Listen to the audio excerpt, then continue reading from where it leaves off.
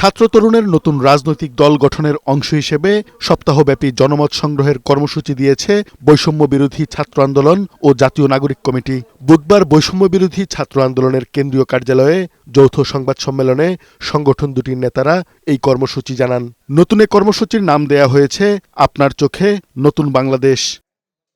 সংবাদ সম্মেলনে বৈষম্য বিরোধী ছাত্র আন্দোলনের আহ্বায়ক হাসনাত আব্দুল্লাহ বলেন, বিদ্যমান রাজনৈতিক দল জুলাই অভ্যুত্থানের আকাঙ্ক্ষা ধারণ করতে ব্যর্থ হয়েছে, তাই অভ্যুত্থানের পক্ষ শক্তি নিয়ে নতুন একটি রাজনৈতিক দল গঠনের উদ্যোগ নেওয়া হয়েছে। তিনি বলেন, ৫ আগস্ট ছাত্রলীগ ও শেখ হাসিনার অধ্যায় শেষ হয়ে গেছে। ফ্যাসিবাদী রাষ্ট্র ব্যবস্থার মধ্যে শুধুমাত্র আমরা হাসিনার পতন ঘটাতে পেরেছি।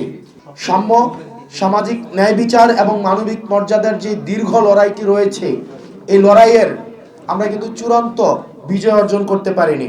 আমাদের যে নতুন রাষ্ট্রকল্প মানুষ চিন্তা করছে এখন, সেটিকে ধারণ করে বাংলাদেশের ফ্যাসিবাদ বিরোধী জনতাকে সাথে নিয়ে আমরা একটি রাজনৈতিক দল গঠনের উদ্যোগ নিয়েছি। এ মাসের মধ্যেই নতুন রাজনৈতিক দল আসবে জানিয়ে জাতীয় নাগরিক কমিটির আহ্বায়ক নাসিরউদ্দিন পাটোয়ারি বলেন, এটি শুধু দল গঠন নয়, এটি একটি আন্দোলন। প্রান্তিক জনগণকে টার্গেট করেছে যাতে প্রান্তিক জনগণের কাছে যেতে পারি। আমরা মনে করি যে গণতান্ত্রিক প্রক্রিয়ার মধ্যে শুধু ভোট দেওয়া এবং নেওয়া, এটার মধ্যে গণতন্ত্র প্রক্রিয়া সীমাবদ্ধ আমরা রাখতে চাই না। আমরা গণতন্ত্র পূর্বা এবং পর, এই যে একটা দীর্ঘ প্রক্রিয়া, পুরো প্রক্রিয়ার মধ্যে স্বচ্ছতা, জবাবদিহিতা এবং জনগণের কাছে যে প্রতিশ্রুতিটা আমাদের থাকবে এবং জনগণ যে তাদের ফর্মের মাধ্যমে যে কমিটমেন্টটার জায়গাটা আমাদেরকে দিবে, সেই বিষয়গুলো আমরা রিফ্লেক্ট করার প্রচেষ্টা চালাবো।